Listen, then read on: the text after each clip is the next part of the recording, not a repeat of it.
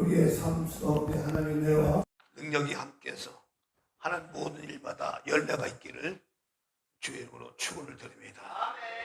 할렐루야. 밖에 비 오죠? 비 많이 오나요? 밖에?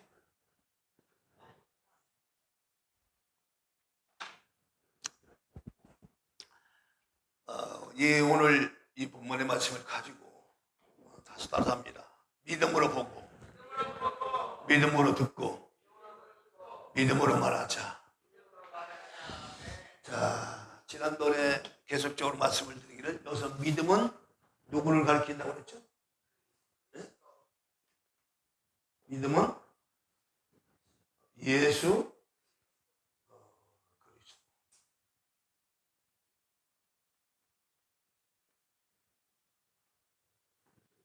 예수 그리스도가 우리의 믿음이다 그래. 자, 이 말을 우리가 제목을 믿음으로 보고, 믿음으로 듣고, 믿음으로 말하자 이렇게 했죠. 이렇게 말씀 이렇게 제목을 잡았단 말이에요. 그러면 이거를 자, 믿음이 누구라고 얘기했어요? 믿음이 예수 그리스도. 그러면 이것을 제목으로 여기서 믿음자를 빼고 예수 그리스도로 보고, 예수 그리스도로 듣고, 예수 그리스도로 말하자. 이해되셨나요? 자, 우리는 예수 그리스도를 믿는 믿음의 백성이들 믿습니다. 할렐루야. 그래서 예수님을 믿는다는 것은 바로 제가 우리의 믿음이 뭐냐? 세상 믿음이라는 이 부분을 갖다가 설명하지 반드시 누구를 믿느냐? 바로 예수 그리스도를 믿는다. 그러니까 우리가 볼 때도 바로 예수 그리스도를 본다. 말을 할 때도 예수 그리스도로 말한다. 그러니까 이것을 뭘 말하냐? 바로 나는 바로 예수 그리스도와 연합된 것을 볼 수가 있죠. 할렐루야. 바로 예수님과 나는 뭐다? 연합이다. 이것은 뭐냐? 바로 생명을 가리켜 말합니다. 아세요? 생명. 바로 예수 그리스도는 이 땅에 육신을 입고 오신 하나님이에요. 자, 여러분들 잘 보십시오. 예수님을 갖다가 우리가 믿음의 대상으로 삼고 우리의 시간과 우리의 물질과 우리의 모든 인생을 하나님 그 주님께 바치지요. 바로 왜 그렇게 해야 되느냐? 왜 그렇게 할 수밖에 없느냐? 바로 예수 그리스도는 이 세상 만물을 창조하신 창조자요, 우리의 죄를 대속한 구원자요, 영원한 생명까지 인도하시는 바로 안내자 길이 되시기 때문에 그렇다 그 말이에요. 그것이 우리의 믿음이다 그 말이에요. 그러니까 우리가 예수님을 믿는다고 할 때 그 믿는 내용이 있어야 되죠. 그거 믿는 내용이 바로 예수 그리스도인데, 그죠? 우리가 예수님을 믿는다고 할 때 바로 예수 그리스도의 내용이 있죠. 무슨 내용이 있어요? 이분은 세상 만물을 창조하신 하나님이시요, 인간의 모든 죄를 대속하여 이 땅에 오셔서 십자가에 달려 피를 흘려 주신 분이요, 죽음 가운데 3일 만에 부활하신 분이요, 그리고 우리의 영원한 처소를 위하여 하늘로 승천하셨다가 다시 이 땅에 다시 오실 재림주로 오신다 그 말이에요. 그러니까 그러한 모든 내용을 담은, 이러한 모든 내용을 담은 분이 바로 예수 그리스도인데, 바로 우리가 믿는다고 할 때에 바로 그런 내용을 믿는다 그거예요. 우리가 믿을 때, 그러니까 믿음이 불확실하면 돼요, 안 돼요? 안 되죠. 그래서 이게 오늘 본문의 말씀에 요한복음 1장 19절에 참빛 곧 세상에 와서 각 사람에게 비치는 빛이 있었나니, 여기서 참빛, 바로 예수 그리스도가 참빛인데, 이 참빛은 우리가 알고 있는 이런 형광등 빛이나 또 태양빛이나 달빛이나 별빛 이런 차원을 얘기하는 게 아니고, 여기서 말하는 참빛이란 바로 영원한 생명을 가리켜 말하는 겁니다. 창세기 1장 3절에 하나님이 세상을 창조할 때 뭐라고 했어요? 빛이 있으라 할 때에 그 빛을 통해, 그 빛은 무슨 빛이냐? 발광한 빛이 아니에요. 왜냐? 태양빛을 만들고 별을 만들고 달을 만들 밑째 날 만들었어요. 창조날 넷째 날에 만들었어요. 근데 첫째 날에 하나님 하신 일이 뭐냐? 바로 빛이 있으라 할 때 이 빛이 뭐냐? 바로 발광하는 빛이 아니라 바로 생명의 빛을 말하고 하나님의 영광의 빛을 말하고 그리고 창조의 빛을 말한다 그 말이에요. 바로 그 빛이 누구시라고요? 이분이 바로 예수 그리스도다. 그 빛이 누구시다? 예수 그리스도다. 그래서 그 빛이 바로 그 빛을 통해서 세상 만물이 창조가 되었고 그리고 모든 삼남만시 다 이제 기름을 받았는데 그래서 그 빛이 이 땅에 왔다 그 말이에요. 그 빛이 이 땅에 왔었는데 그분이 누구시다? 예수 그리스도다 그 말이에요. 예수. 따라서 예수 그리스도. 나의 생명, 나의 능력, 나의 축복, 나의 소망, 이거예요. 이러한 주의 말씀을 내 마음 가운데 이걸 가득히 이걸 담고 살아가야 이 땅은 바로 어둠이라고 했죠. 세상은 어둠이라고 말해요. 이해하십니까? 우리가 살고 있는 세상은 뭐라고 정의했어요? 어둠 가운데 있다 그랬어요. 아니 목사님 이렇게 밝은데요? 이렇게 뭐 형광등 불빛 다 들어오는데 환한데요? 그러니까 성경은 이런 현상을 가지고 얘기하시나 여기서 어둡다고 하는 얘기는 결과는 뭐야? 하나님에 대해서 예수 그리스도에 대해서 사람들이 알아요 몰라요? 몰라요. 이분이 하나님이셨으며 이분이 만물을 창조하셨으며 이분이 우리의 구원자이심을 사람들이 모르기 때문에 그 모르는 내용을 뭐라고 했냐? 어둠이라고 얘기한다 그 말이에요. 그걸 보고 어둠이라고 한다 그 말이에요. 이거 물질적인 것이 아니죠. 그러니까 세상 정작 세상 만물을 창조한 하나님이 육신 입고 오셔서도 자기 땅에 오매 영접지 아니했으나 그렇죠? 바로 이스라엘 백성들은 하나님께서 택하신 민족으로서 그 민족을 통하여 하나님 하실 일을 하나님 계획하시고 섭리하고 역사하셔서 그 뜻 가운데 예수님을 이 땅에 바로 이스라엘 백성들이 사는 땅으로 보내셨으나 정작 자기 땅에 온 이 예수 그리스도를 이스라엘 백성들은 알아보지 못했다 그 말이에요. 자기 땅에 온 백성이 오매 사람들이 영접지 않았다. 몇 절이에요? 11절 같이 있습니다. 시작. 자기 땅에 오매 자기 백성이 영접지 아니하였으나 왔단 말이에요. 그렇게 구약 시대부터 선지자들 통해서 또 많은 하나님의 종들을 통하여 구약의 이 선지자를 통하여 예수 그리스도 메시아가 오실 것을 수없이 예언을 하고 선포했건만 정작 구원자이신 예수 그리스도가 이 땅에 오셨지만 그 예수를 정작 오신 예수님을 이스라엘에서는 그 당시 사람들이 알아보지 못했다 그 말이에요. 대단히 슬픈 일이죠. 오히려 알아보지 못한 정도가 아니라 그 예수님을 신성모독죄로 죄목을 걸어서 십자가에 처형까지 했으니 이게 얼마나 기가 막힌 사건이냐 그 말이에요. 놀라운 일이지. 자, 우리 산수 하나 보겠습니다. 내가 그리스도와 함께.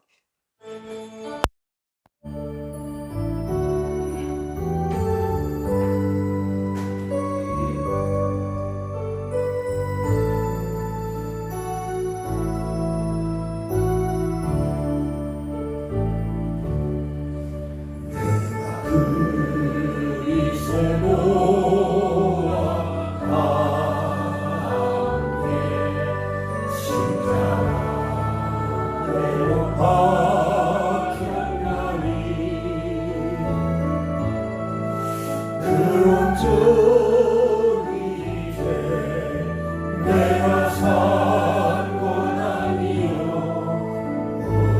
내 안에 예수께서 사신 것이라네. 이제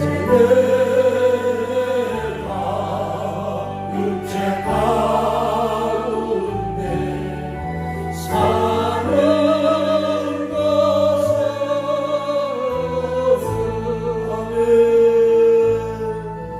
나를 사랑하사 자기도 버리신 예수 위에 산 것이. 다시 한 번요.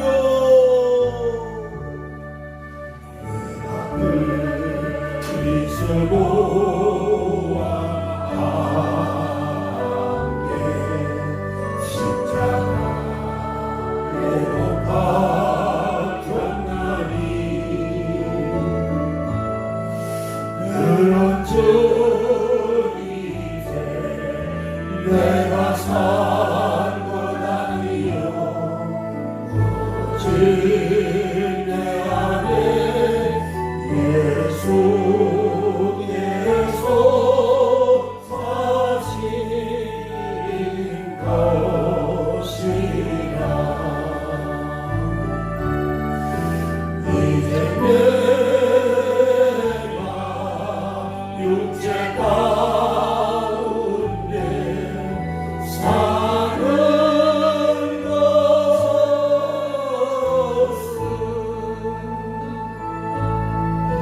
나를 사랑하사 자기를 버리신 예수 위에 산 것이라.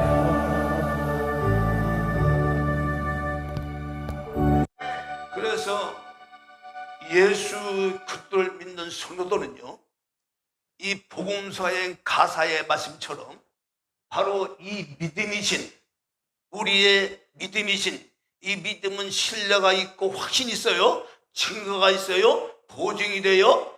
바로 주님은 이 땅에 하나님이 되신 그분이 이 땅에 육신을 오신 자체는 바로, 하나님은 우리 눈에 안 보이죠? 우리 눈에는 안 보이지만, 하나님은 우리 눈에는 안 보여요? 안 보이지만 보이지 않는 하나님이 이 땅에 보이도록 이 육신을 오신 분이 바로 예수 그리스도라 그 말이에요. 하나님은 우리 눈에 볼 수가 없어요. 비물질이기 때문에. 그러나 그 무한한 능력과 창조의 권능으로 세상 만물을 지으셨고, 할렐루야. 지금도 모든 만물을 그분의 손에 의해서 지금 운영되어지고 섭리가 이루어진 줄로 믿습니다. 우리는 그 섭리 가운데 살아가는 자들이고, 그래서 그런 사건들을 우리가 믿는데, 바로 이 예수 그리스도가 육신을 입고 오신 이 자체는 바로 뭐 하려고 오신 거예요?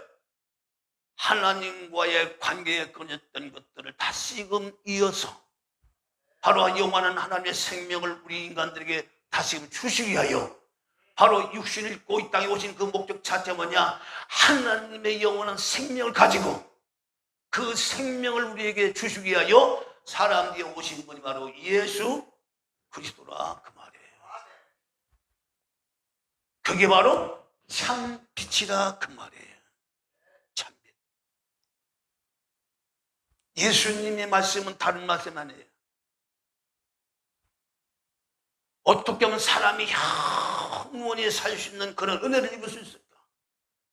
지금까지 인류 역사, 죽음이 이제 존재하고 죽음의 역사가 계속된 이 세상에 수많은 사람들이 죽음의 문제를 해결해 보려고, 그죠?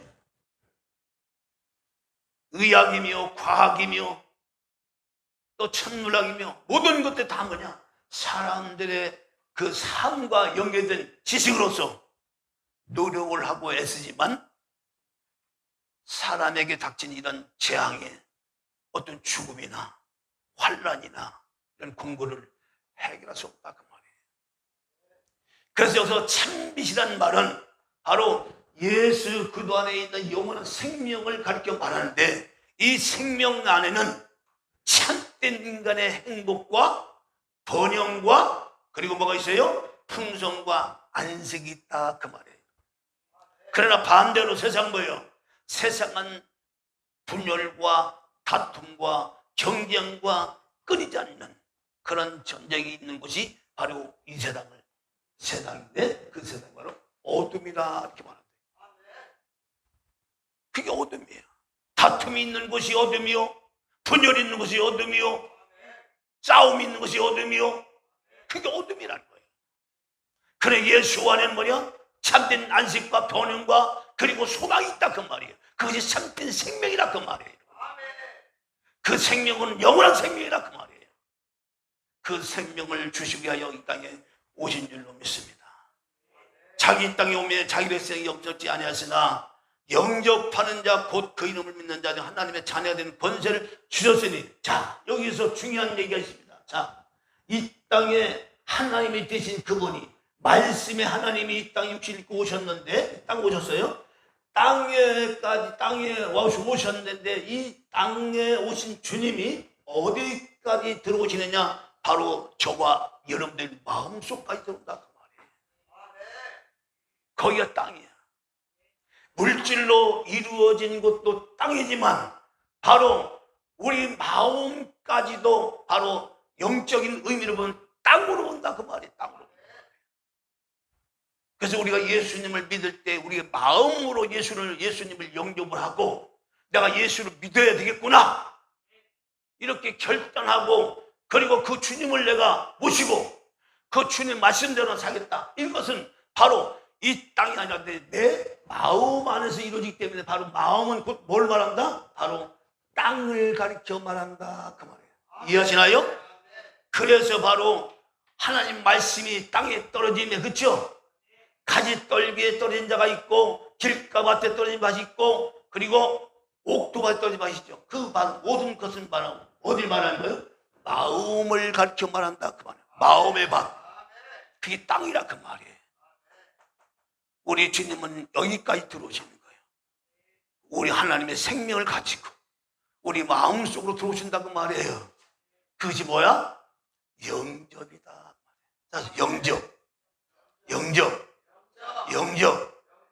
영접이라는 말은 계속 지금까지 말씀드렸어요. 단순한 말이 아니에요. 이걸 단순한 개념, 그냥 손님을 맞이하듯이 한번 들어오세요, 어서 오십시오, 이런 차원이 아니에요. 영접은 내가 그 생명을 얻게 하여 마치 큰 홍수 가운데 내가 떠밀려가는 그런 긴박한 상황에서 이 물결 앞에 내가 속수무책이야. 아무리 내가 애를 써도 이 물결을 헤쳐나올 수가 없어. 그런데 어디선가 밧줄이 내게 앞에 왔어. 그 밧줄을 이제 잡으면 내가 살 수 있는 소망이 생기는 거야. 그때는 홍수의 물결이 내 몸을 휘어감고 이제 휘몰아치지만 그 물결 때문에 내가 휩쓸려 갈 수밖에 없는 그런 기막한 상황이지만 사력을 내서, 그죠? 사력을 내서 내가 그 밧줄을 잡고 빠져나오듯이 바로 영접이라는 개념은 그런 개념이라 그 말이에요. 내가 이 밧줄을 놓치면 죽는구나 하는 절박한 심정을 가지고 온 힘을 다해서 잡는 것이 뭐야? 그것이 영접이다 말이에요. 그게 어디서 이루어지는 거예요? 우리의 마음 속에서. 영원한 생명을 우리가 얻기 위해서는 바로 지금 거대한 이 세상 물결은 뭐예요? 죽음이라는 거대한 홍수 앞에 사람들은 속수무책이에요. 아무리 내가 체력 단련을 하고 좋은 음식을 먹고 가지 나름대로 나의 모든 삶을 했지만 역시 인간이 때가 되면 이 죽음 앞에는 어느 누구도 이거를 벗어날 길이 없다 그 말이에요. 그래서 바로 주님은 그걸 아시기에 인간의 모든 죽음, 자 여기서 죽음이라는 분을 얘기할 때 많은 사람들은 어디까지만, 이 죽음을 어디까지 생각하느냐? 육체적인 죽음만 생각하는 거예요. 그러니까 사람들의 생각이 얼마나 어두운 것인지 이 땅의 물질로 이루어진 육체만 가지고 사는 이 목숨, 이 생명만 생명으로 여기는 거예요. 자, 보십시오. 하나님은 우리 눈에 보여 안 보여요? 눈에 보여 안 보여요? 안 보이죠? 그럼 그분이 계신 거예요, 안 계신 거예요? 계시지요. 자, 우리 눈에는 하나님은 안 보이지만 그분 분명히 계신다는 그 말이에요. 그러면 바로 이 죽음과 마찬가지예요. 죽음이라는 이 부분은 육체의 죽음만 있는 것이 아니라 바로 이 성경에서 말하는 죽음은 영적인 죽음이 더 크다고 얘기합니다.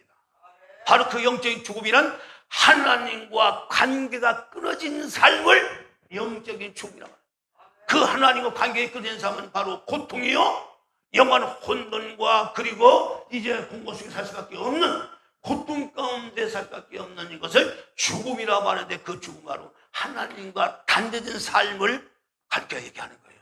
성경은 그 죽음을 더 크게 생각한단 말이에요.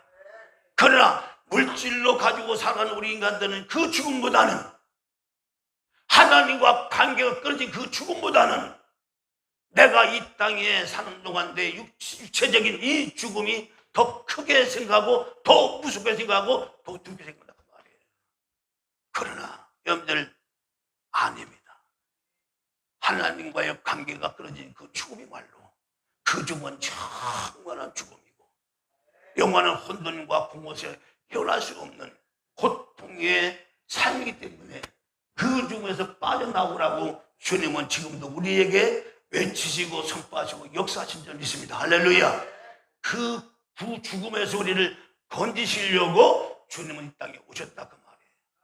자, 우리가 사는 이 세상은 봐요. 길어야 지금 수명이 늘어나서 80대고 90대까지 살아요. 100세까지도 사는 분 많아요. 자, 길어봐야 한 세기도 안 돼. 그러나 하나님과의 관계된 영혼을 사는 거냐? 영원한 삶이에요. 시간적으로도 이게 게임이 안 돼요. 그래서 믿음으로 본다는 말은 예수 그리스도가 보이면 이 땅에서 우리가 살기는 살지만 더 이 땅에 구차한 이런 어둠에서 역사하는 것들을 바로 거기에 내 감정과 내 생각과 내 의지를 들여서 사는 삶이 아니라 보다 더 나의 생각이나 나의 감정이 나의 모든 의지를 가지고 하나님의 나라와 역사를 위해서 더욱 분투하고 더 힘을 쓰고 더 애를 쓰는 그런 삶이야말로 바로 지혜로운 삶이요. 그것은 바로 예수 그리스도로 사는데, 그것을 믿음으로 보고 믿음으로 듣고 믿음으로 말하는 역사가 있어야 된다 그 말이에요.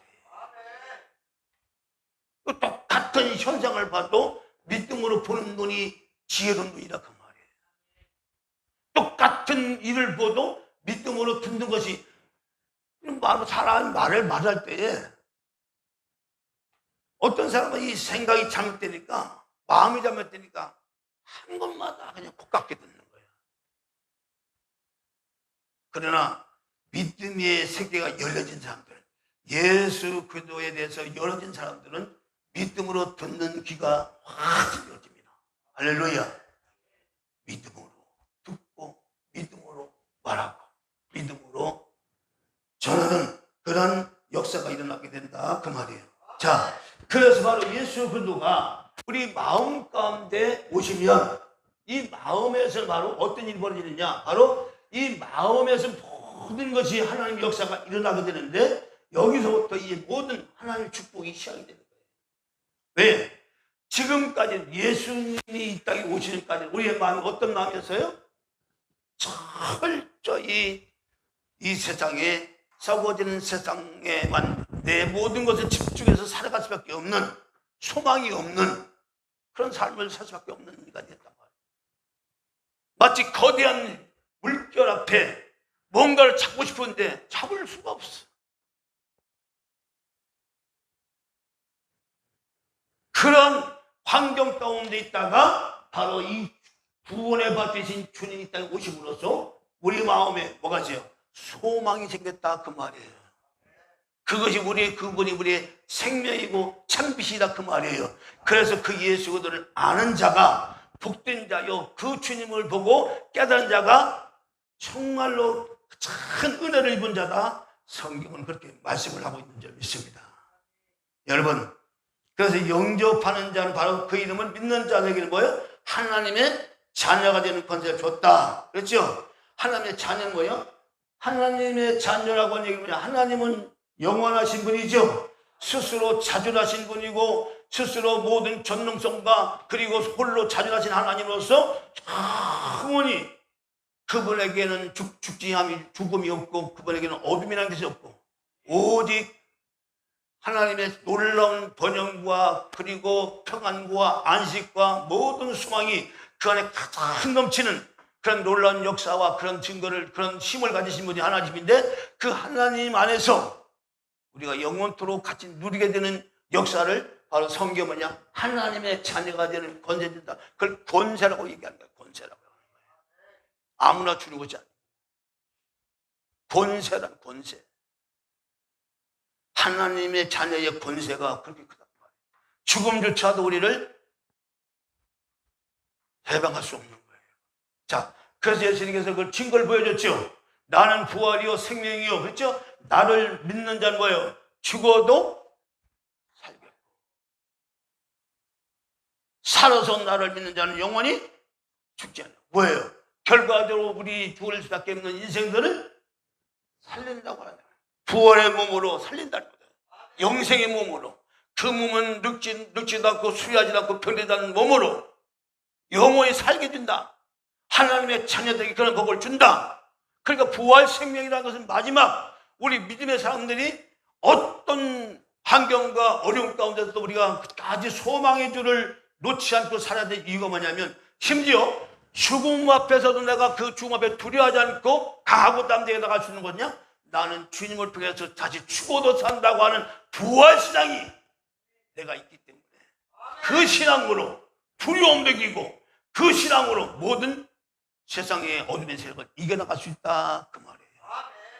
그것이 우리의 뭐예요? 믿음이다. 그 믿음이 누가 안에 있어요? 바로 예수 그 안에 있다 그 말이에요.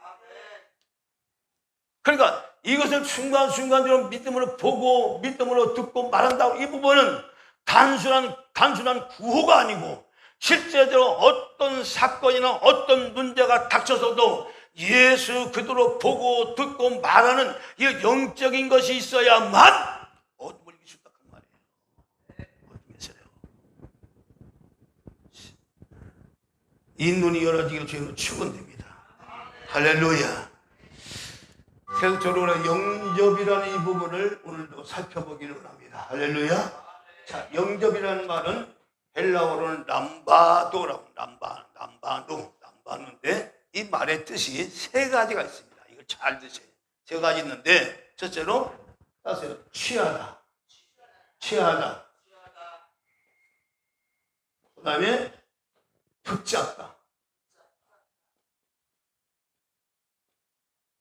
그 다음에 받다. 따세요. 받다. 취하다. 붙잡다. 받다. 이게 영접이에요. 자, 이 부분을 말씀을 드려요. 자, 영접은 제가 서두에 말씀드렸어요. 단순한 말이 아니라고 그저 손님 맞이하듯이 주님 그냥 오십시오. 네, 믿겠습니다. 이런 차원이 아니라 그 말이에요. 많은 사람들이 영접에 대한 의미와 단어를 잘 이해를 못하니까 너무나 예수를 믿긴 믿어도 너무 소홀하게 돼요. 그럼 돼야 안 돼요? 아세요? 예수를 확실하게 알고 믿읍시다. 당신이 생각하는 예수님이 그렇게 소홀하게 여길 만한 분이 아닙니다. 오늘 수많은 기독교인들이 있지만 이 예수님이 내 마음 가운데 오시는 것이 영접인데 이 영접에 대한 의미를 잘 모르니까 그냥 어떨 때는 개만도 못해. 자기 하고 싶으면 다 해. 오늘 이 말씀을 통해 다시 한번 영접의 의미를 깨닫고 우리의 신앙을 새롭게 각오를 다지는 복된 시간 되기를 주인으로 축원을 드립니다. 자, 이 취하다 먼저 할게요. 이 취하다는 한마디로 아주 태도가 어떤 태도냐? 강경한 태도를 말하는 거예요. 무슨 태도요? 강경한 태도. 취하다는 말이 강경한 태도인데 그 강경한 태도를 성경의 여호수아의 24장 1절 28절 보면 여호수아가 가나안 땅을 정복한 후에 이제 여호수아가 늙어 자기가 육체적인 죽음이죠. 육체적인 죽음이 가까움을 알고 여호수아는 후대들이 걱정이 됐어. 왜냐? 이제 광야의 삶을 살았던 사람들은 하나님의 그 은혜 가운데 은혜도 치움을 했고 광야의 40년 생활을 걸어오면서 많은 고통도 겪었고 환난도 겪었지만 이제는 가나안 땅에 도착을 해서 이제 정상적인 삶을 살면서 이제 시대가 흘러서 한 4, 50년, 60년이 70년, 이제 100년 가까이 삶을 사니까 광야에서 살았던 사람들이 다 거의 죽어지고 없어지고 이제 순수하게 이 가나안 땅에서 태어난 사람들만이 이제 남아서 하나님을 섬기니까 이제 자기마저 죽으면 장차 이스라엘 백성들 후대들이 심히 걱정이 되는 거예요. 왜냐 그 주변은 많은 우상들이 그 이스라엘 가나안 땅 중심으로 친을 치고 있기 때문에 이스라엘 백성들이 변질될까 너무너무 걱정스러워서 이제 여호수아 24장의 1절부터 18절에 여호수아가 다시 큰 결단을 내릴 수 있는 그런 말을 합니다. 어떤 결단이냐? 여호수아 14절 15절 보면 자 이렇게 말합니다. 그러므로 이제는 여호와를 경외하며 성실과 진정으로 그를 섬길 것이라. 너희 열주의 강저편과 애굽에서 섬기는 신들을 제하여 버리고 여호와만 섬기라. 자, 여호와 섬기라는 겁니다. 그 애굽에서 빠져나와서 광야 40년을 거쳐서 요단강을 건너서 가나안 땅에 살기까지 수많은 고난과 그 어려움을 거친 모든 이 목적은 오직 이스라엘 백성만 가운데는 하나님만 섬기는 참된 마음을 갖고 살기 위하여 그런 큰 여정을 겪었단 말이에요. 그것이 다시 무의로 돌아갈까봐, 다시 그것이 이제 정신적으로 흩어질까봐 이제 여호수아가 다시 결단합니다. 애굽에서 섬기던 신들을 취하여 버리고 여호와만 섬기라. 15절이요. 만일 여호와를 섬기는 것이 너희에게 좋지 않게 보이거든 너희 열주가 강 저편에서 섬기던 신이든지 또 혹 너희의 관한 땅 아무리 사람의 신이든지 너희 섬길 자를 오늘 택하라. 오직 나와 내 집은 여호와를 섬긴다. 자 보십시오. 이만큼 타락을 했다는 겁니다. 가나안 땅에 정착한 후에 40년 50년이 지난 후에 이스라엘들이 마음이 처음에 가나안 땅에 들어갈 때는 엄청난 신앙적인 열기가 뜨거웠는데 점점 더 1세대가 가고 2세대 3세대가 이제 등장하면서 하나님에 대한 신앙심이 약해진 것을 보고 다시 한번 이스라엘 백성에게 결단을 촉구하는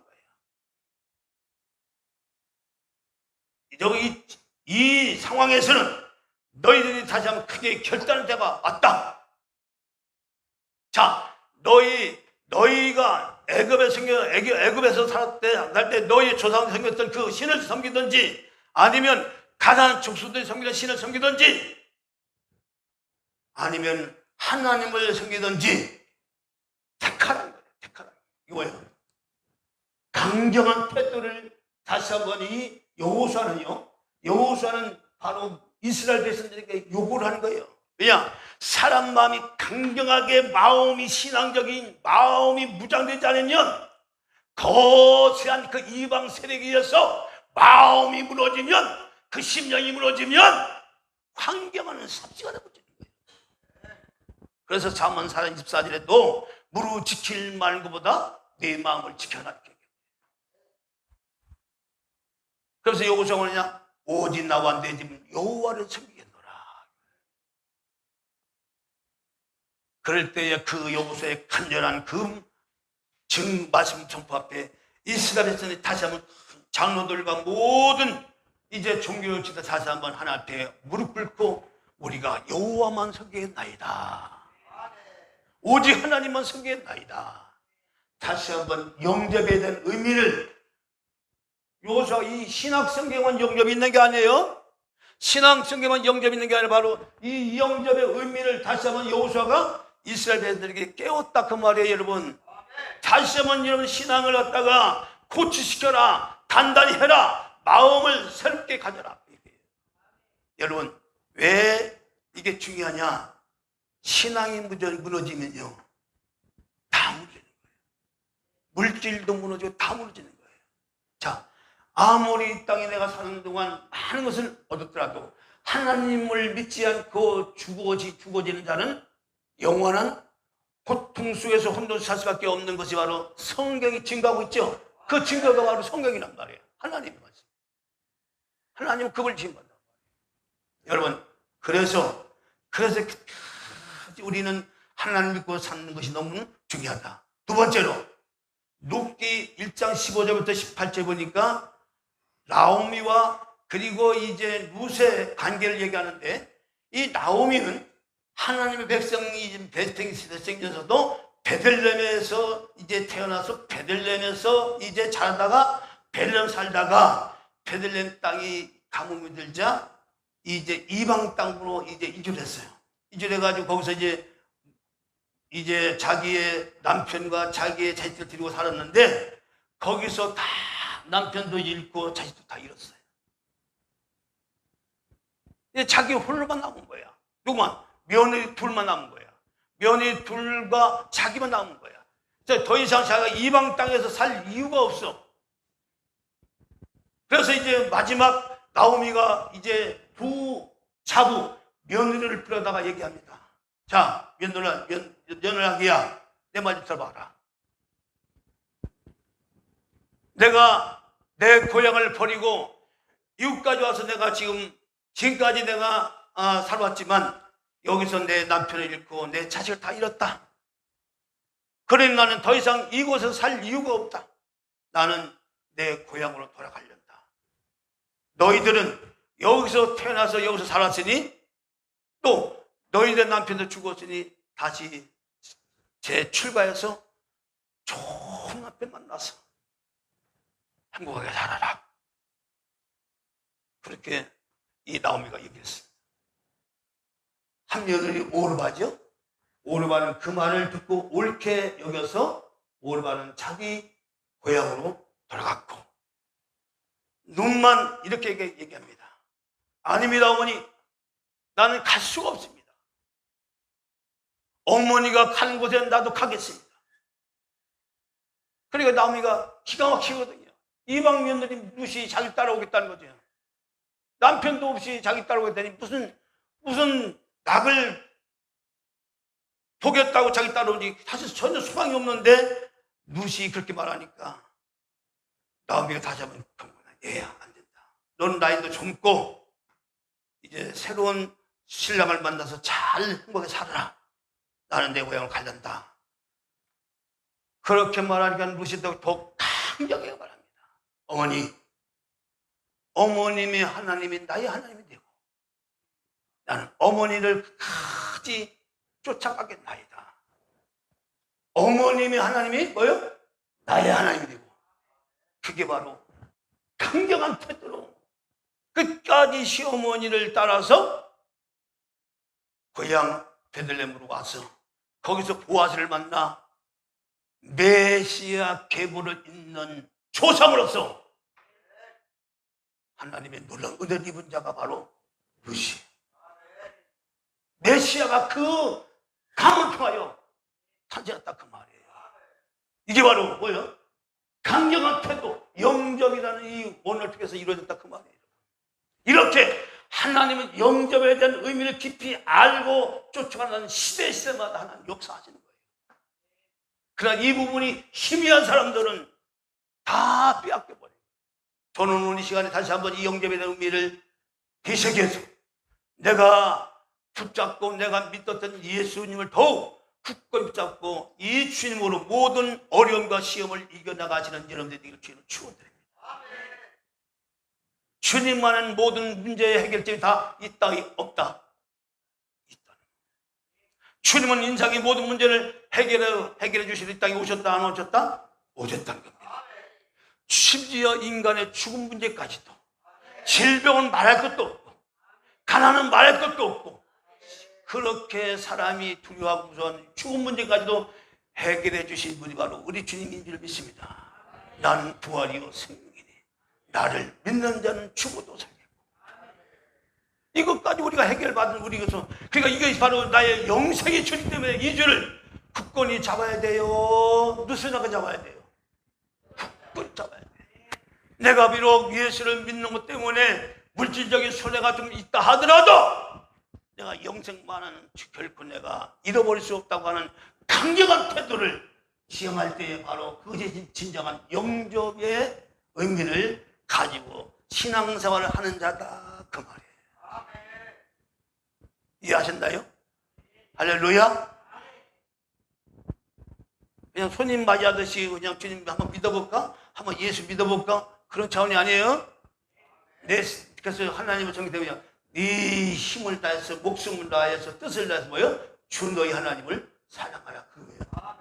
이게 바로 취하다, 강경한 태도를. 적어도 그런 신앙적인 강경한 마음이 있어야 세상을 이길 수 있는 거예요. 그 어떤 문제 다 이길 수가 있는 거예요. 세상신 마귀는 오늘도 문제를 통해서 여러 가지 많은 것 사건을 일으켜서 우리의 마음을 어지럽게 하고 우리를 고통스럽게 하고 우리를 힘들게 하지만, 그러나 예수 그라는 이 모든 것 다 이미 끝냈다고 하는 이런 확실한 믿음을 갖고 나가면 세상을 다스리는 자가 되고 정복하는 자가 되는 거예요.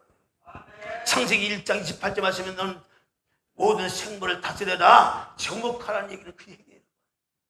실제로 새를 막 잡아서 뭐 정복하고 이런 차원이 아니라 거기서 다스리고 정복하는 영적인 의미를 말하는 거야, 영적인.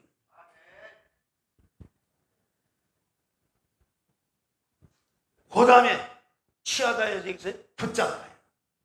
자, 영접의 의미가 또 두 번째로 붙잡다가 붙잡다. 다시 붙잡다. 붙잡다.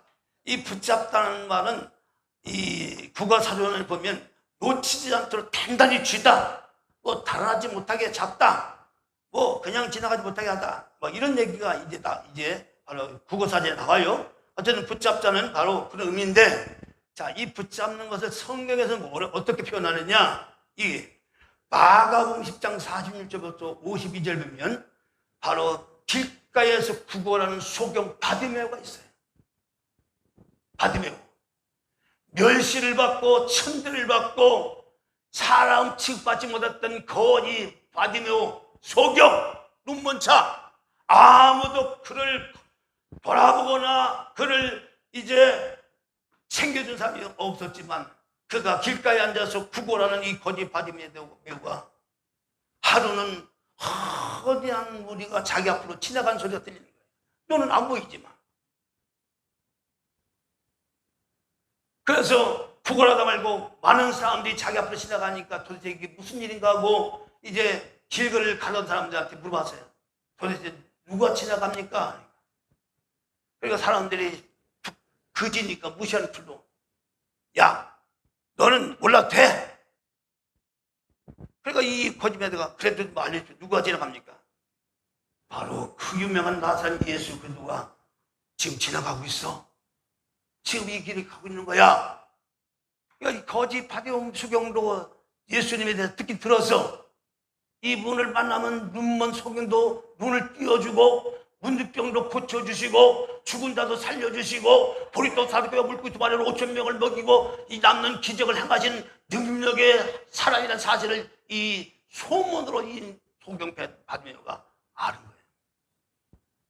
자, 기회가 왔다. 기회는 이때다. 그래서 이 소경 바디메오가 눈은 안 보이니까 소리를 지르는데 뭐라고 소리를 내냐? 다윗의 자손 예수야, 나를 불쌍히 여기소서. 그러니까 다윗의 자손 예수여 나를 불쌍히 여겨달라고 하는 소리에 많은 사람들이 그지 바디메오 소경이니까 얼마나 무시하겠어요. 야, 조용히 해, 잠잠해.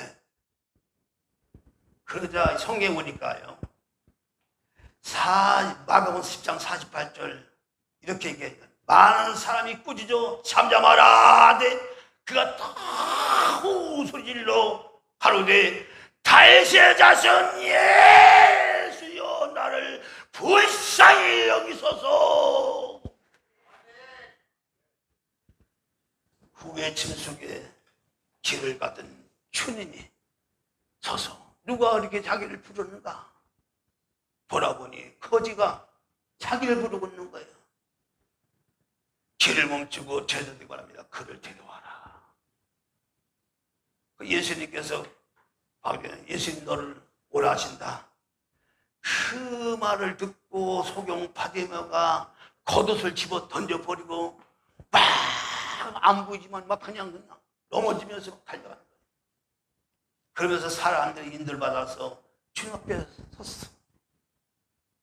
땀은 뻘뻘 온몸이 땀에 범벅이고 냄새는 나고 가관이 아니야. 그런 옷으로 예수 앞에 섰습니다. 주님이 물어봅니다. 내게 무엇을 하여 주길 원하냐? 내가 너에게 무엇을 주길 원하느냐?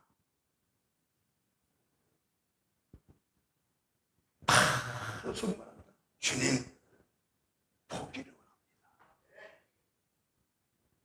그러자 주님은 바로 네 믿음이 구원하였다. 가라! 네 믿음이 너를 구원하였다. 여러분, 믿음이라는 말을 했어요. 믿음이 누구로요? 바로 예수 그리스도예요. 바로 믿음이 너를 구원했다고 그랬어요. 네 믿음이 너를 구원했다. 다시 말하면 예수 그리스도가 너를 구원했다 이 말이죠. 바로 예수 그리스도를 향하여서 이 바디메오는 붙잡았다고 말이에요. 단단히 붙잡았다고 말입니다. 그냥 지나가지 못하게 붙잡았다 그 말이에요. 떠나지 못하게만 붙잡았다 그 말이에요. 그러므로 그의 문제를 해결받았는데 더 놀라운 것은 소경 바디메오가 이제 주님을 붙잡아서 인생 문제를 해결받았어요? 근본 문제를 해결받았어요? 그러면 이것으로 소경 바디메오 끝을 냈냐? 아니라는 거예요. 어디까지 소경 바디메오가 예수님을 따라갔느냐? 바로 예수님께서 십자가를 지시고 골고다의 언덕에 올라 십자가에 달려 죽는 죽음의 현장까지 이 소경 바디메오는 따라갔다 그 말이에요. 이게 바로 영적이에요. 제자들은 죽음 앞에 두려워서 벌벌 떠서 다 도망갔지만 그러나 소경 바디메오는 그 죽음의 현장까지 끝까지 따라갔다 그 말이에요. 그것이 바로 붙잡다. 바로 온전한 영적의 역사를 이룬 하나의 계시다 그 말이에요. 소경 바디메오는 예수님의 따라다니면서 영광을 얻으려고 따라다니는 게 아니고 죽음의 현장까지도 바디메오는 따라갔다. 이것이 진짜 주님과의 관계에서 영원한 생명 관계로서 진정한 영접이 이루어진 상태라 그 말이에요. 저와 여러분들은 이렇게 주님과 나의 관계가 어떤 생명도 어떤 어려움도 끊어질 수 없게 만드는 그런 단단한 결과를 끊어서 영접이 되어 이루어져야 세상을 이기고 하나님의 영광의 자리에 놀라운 은혜의 역사에 참여하는 자가 되는 줄로 믿습니다. 끝까지 따라가 그 믿음을 가지고 온전한 구원을 이루었다 그 말이에요. 내가 내게 무엇을 보게 주기를 원하느냐 할 때에 보기를 원합니다. 그 보기를 원합니다. 그 순간 네 믿음이 너를 구원했다 하고 보게 되어서 그때부터 예수를 길에서 쫓은 그 후부터 한 번도 바디메오는 이탈하지 않았다 그 말이에요. 왜 그렇게 했을까요? 이게 영접이 제대로 됐다 그 말이에요. 제대로 예수님을 붙잡았다 그 말이에요. 왜가 그 인생, 그가 가는 인생의 삶 동안 그 후로 많은 어려움이 왜 없겠습니까? 유혹이 왜 없겠냐 그 말이에요. 그러나 그 모든 것을 다 떨쳐버리고 오직 주님에서 헌신하다 마지막 하나님의 나라에 들어간 줄로 믿습니다. 할렐루야, 할렐루야. 그다음에 마지막으로 이제 받답니다. 바로 영접의 내용 속에 뭐예요? 받다. 이 받다는 바로 어떤 의미냐? 영생을 선물로 받는 것을 말하는데 요한복음 6장에 나옵니다.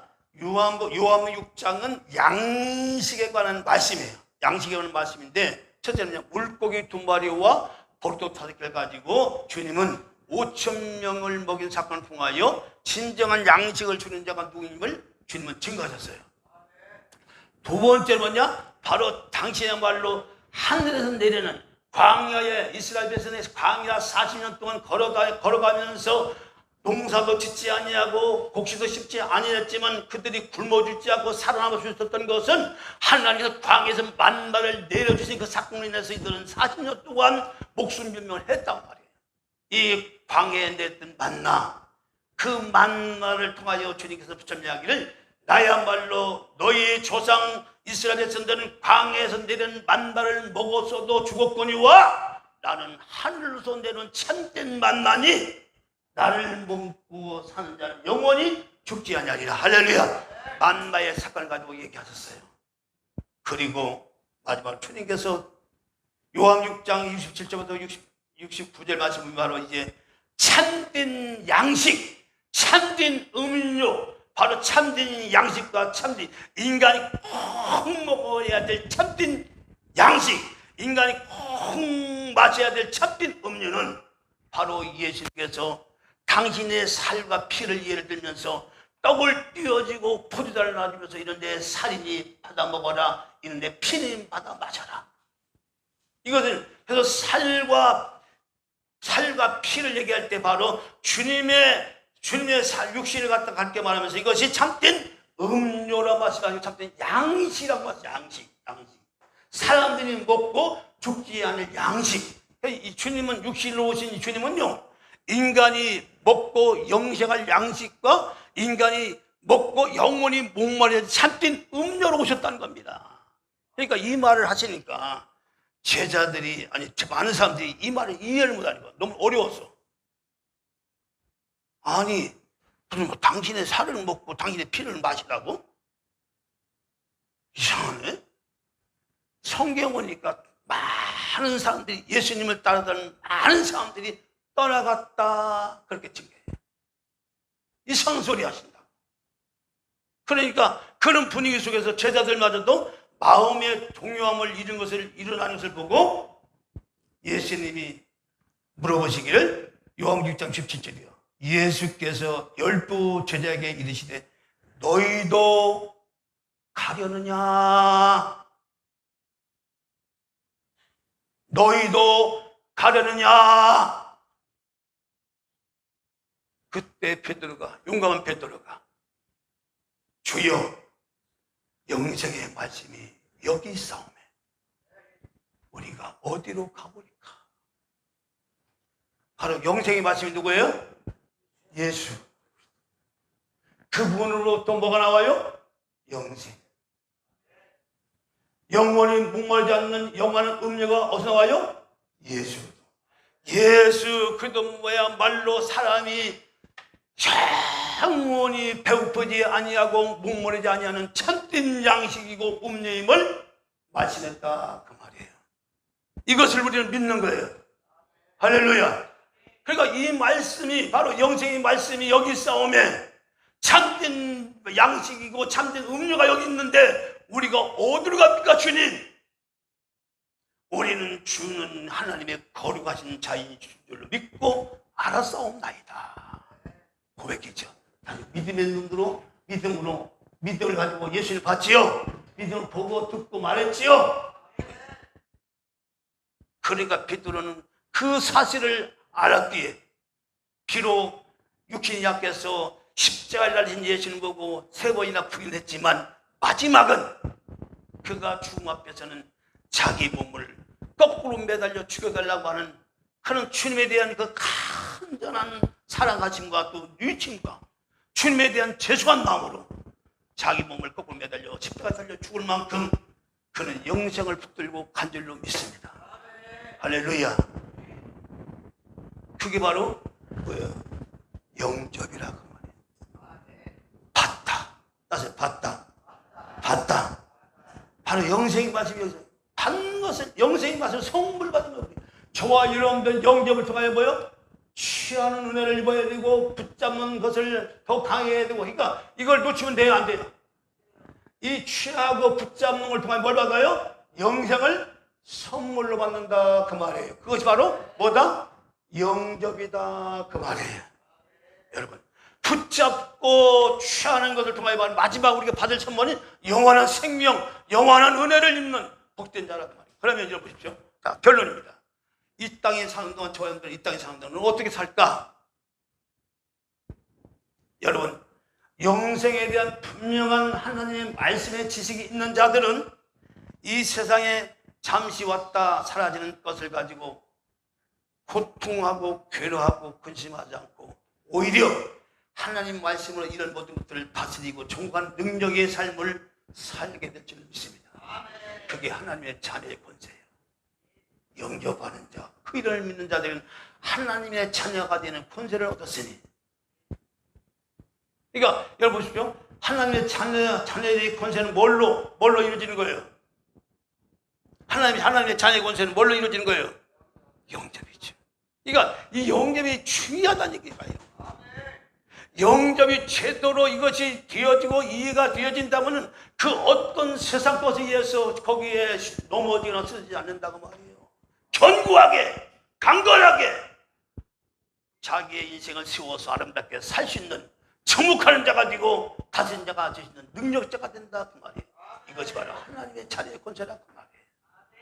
저와 여러분들은 이런 놀라운 하나님의 말씀을 들고 진정한 영접이 이제라도 내 마음 가운데 영접이 이루어져서 하나님의 자녀의 권세를 누리면서 살아가는 여러분들이 되시기를 주여로 축원드립니다. 우리 찬송하는 보겠습니다.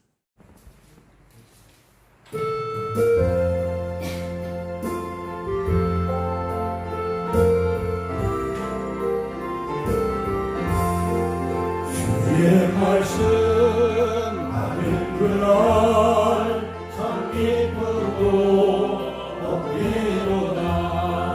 이 기쁨만 이겨서 온 세상에 기쁜 날 주 나의 죄 다 씻는 날 늘 깨어서 기도하고 그렇지요. 기쁘게 살아가니 거짓말 살 필요 없어요. 기쁜 날 주 나의 죄 다 씻는 날 좋은 날 전한 곳에 사람이 되었으니 이번과만 받아쳐서 영광의 주를 섬기리. 아멘.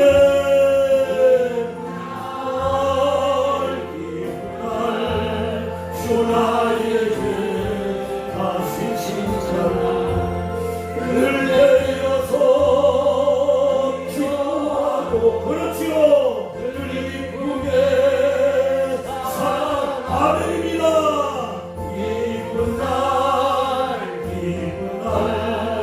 주 나의 죄 다시 씻는 날 이 작정한 그날부터 평안한 하늘 있어서 이복의 날 전락으로 내 할복도 아멘.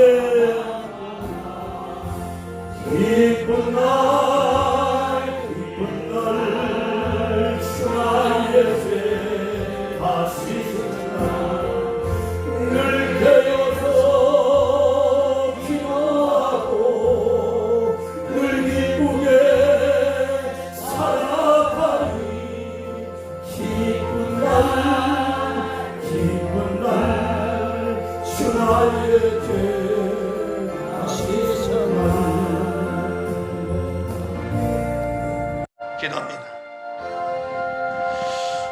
영원한 혼돈과 공고가 어둠으로 가득한 이 땅에 우리 집 사람들이 오셔서 십자가 달려 피 흘려 죽으심으로 우리의 죄를 대속하여 주신 우리 주 예수 그리스도의 놀라우신 사랑하심과 만지다부터 우리를 영원한 하나님의 자녀 삼기 위하여 작정하시고 섭리하시고 인도하신 우리 하나님 아버지의 극진하신 살아가심과 이 땅에 사는 동안 오직 믿음 안에서 그리도 예수 안에서 참된 생명을 갖고 살 수 있도록 도우시고 함께 하시고 보호하시는 보혜사 성령 하나님과 오늘 이 말씀 듣고 진정한 영계의 의미를 알고 깨닫고 한 사당 살아갈 때에 하나님의 강한 능력과 권능이 있던 육체 가운데 환경 가운데 역사할 걸 믿고 그 놀라운 은혜가 부정에 나타나기를 원하며 간절히 소원하는 주의 백성들 가정 환경에 이제부터 영원토록